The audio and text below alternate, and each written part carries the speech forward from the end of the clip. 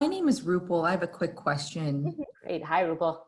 Hi, thank you so much. Just to follow up on the last question, I'm a new mom, and also, kind of struggling. We're in New York City, so in the epicenter of the pandemic. I'm a professor, and luckily, I've had a decent amount of time on maternity leave, and then also have this summer. But as the school year starts next semester, I will be teaching online. So I'm concerned a little bit about the interruptions with teaching online. Um, the other thing that I'm concerned about is I really haven't, just because we've been in this pandemic and everything's been a little crazy, I would have thought that I would have had a better schedule by now and really kind of responded to those cues and have that all in place. But it's been my husband and I, and he is working constantly from home, and it's pretty much just me. And I just haven't really put that in place, and I'm a little concerned because she's 13 weeks, and I've done a little bit of it, but I just don't know how to um, start that at 13 weeks. If that makes any sense. How do I start kind of putting a schedule together when she's, doesn't have that right now? I guess that's the question. Mm-hmm. Yeah. So the first thing that you would do is you want to find the schedule that works best for you. You can create a schedule, or there's lots of schedules online.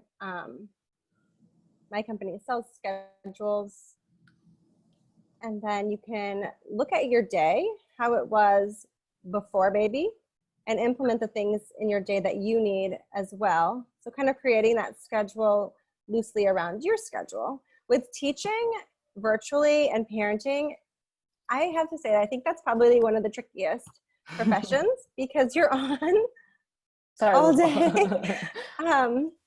It's not impossible. And what I've recommended to a few other parents would be, if you're comfortable with baby wearing, using that during your baby's active awake time. Baby wearing works the baby's core, so it would be equivalent to tummy time. So you can use that standard sleep schedule that I'm going to share with you guys. It will take practice, at least 5 days before you can get your schedule more solid. But there's sleep times and there's awake times. So for teachers, you could do your sleep time in a crib. You know that the hour and a half is yours.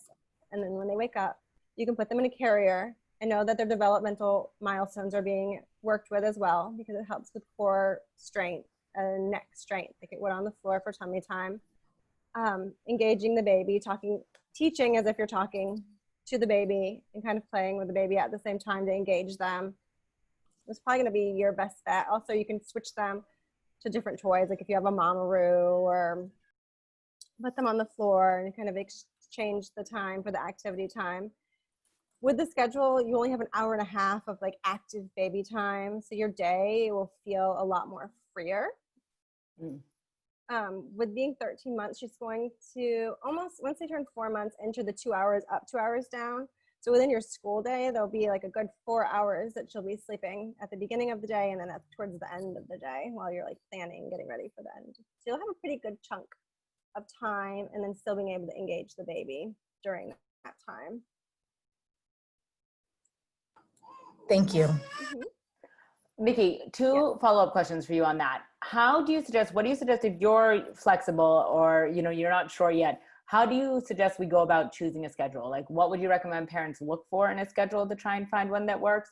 And second question, I've had some people say before that either and this is part of another question I have from another user here, either their babies hate the carrier or their baby falls asleep the instant they get in a carrier. So thoughts on those two? Different personalities trying different carriers. Okay. Don't think about your job as like having to sit down at the computer the whole day. Like, you can position it differently, so that way you can stand up and bounce and move around and walk with your baby to kind of keep them engaged in what you're doing during that awake time. Mm-hmm. Once they understand the schedule, that's why I'm saying practice the schedule first, because teaching them the awake period is harder than teaching them the sleep period. Once they learn their cues and that it's awake time and a sleep time, even if they're in the carrier, they're going to be able to stay awake better than they would if they were just in the carrier and doing what they feel as if they need to do at that time. Mm-hmm. Okay. So it shouldn't matter if they're like in the car or in the carrier. Once they learn that schedule, they stick to it pretty well.